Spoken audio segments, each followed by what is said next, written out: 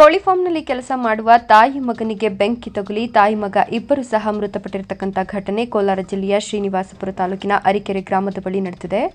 ಅರಕೆರೆ ಗ್ರಾಮದ ಹೊರವಲಯದಲ್ಲಿರುವ ಶ್ರೀ ವೆಂಕಟೇಶ್ವರ ಪೌಲ್ಟ್ರಿ ಫಾರ್ಮ್ನಲ್ಲಿ ಕೆಲಸ ಮಾಡುತ್ತಿದ್ದ 34 ವರ್ಷದ ರಶ್ಮಿ ಪ್ರಿಯಾ ಹಾಗೂ 7 ವರ್ಷದ ಮಗ ಪ್ರಭಾತ್ ಮೃತಪಟ್ಟವರಾಗಿದ್ದು, ಮೂಲತಃ ಒಡಿಶಾ ರಾಜ್ಯದವರಾಗಿದ್ದು ಕೋಳಿ ಫಾರ್ಮ್ನಲ್ಲಿ ಕೆಲಸ ಮಾಡಲು ಬಂದಿದ್ದರೆಂದು ತಿಳಿದು ಮಹಿಳೆ ಕುತ್ತಿಗೆ ಭಾಗದಲ್ಲಿ ವಿದ್ಯುತ್ ವೈರ್ಗಳಿದ್ದು, ಮಹಿಳೆ ಹಾಗೂ ಮಗು ಕೌಟುಂಬಿಕ ಕಲಹದಿಂದ ಆತ್ಮಹತ್ಯೆ ಮಾಡಿಕೊಂಡ್ರ ಅಥವಾ ಹತ್ಯೆಯಾಗಿದೆಯಾ ಎಂಬ ಕುರಿತು ತಾಯಿ ಹಾಗೂ ಮಗುವಿನ ಸಾವಿನ ಬಗ್ಗೆ ಸತ್ಯಾಸತ್ಯತೆ ಪೊಲೀಸರ ತನಿಖೆಯಿಂದಷ್ಟೇ ಹೊರಬರಬೇಕಿದೆ. ಘಟನೆ ಕುರಿತು ಘಟನಾ ಸ್ಥಳಕ್ಕೆ Kolar SP Nikhil, DOSP Manisha, police inspector Goravanakolla ಭೇಟಿ ಮರಣೋತ್ತರ ಪರೀಕ್ಷೆಗೆ ಮೃತದೇಹವನ್ನು ಕೋಲಾರ ಜಿಲ್ಲಾಸ್ಪತ್ರೆಗೆ ರವಾನೆ ಮಾಡಿ ತಾಯಿ ಮಗು ಸಾವಿನ ಕುರಿತು ತನಿಖೆ ಕೈಗೊಂಡಿದ್ದಾರೆ.